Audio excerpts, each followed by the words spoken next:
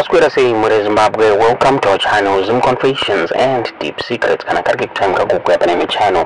Please don't forget to subscribe. Kana chungwa karoka subscribe, don't forget to comment and share this video. Nasbere Zimbabwe takigira nyaya ya buditswa. Nyaya profit kuta madaya.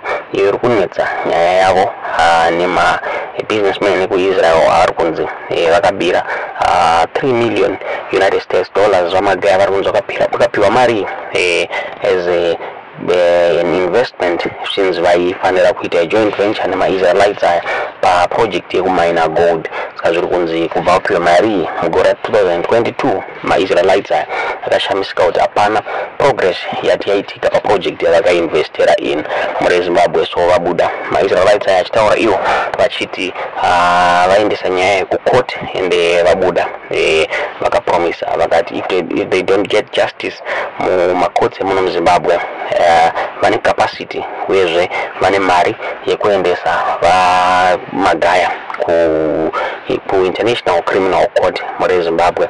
Savataura ivo vachiti they respect President Mnangagwa and they expect kuti pange pachinyaya inge chitongwa zviri fair muno muZimbabwe. Vataura ivo vachiti sondi muZimbabwe yashamisika kuti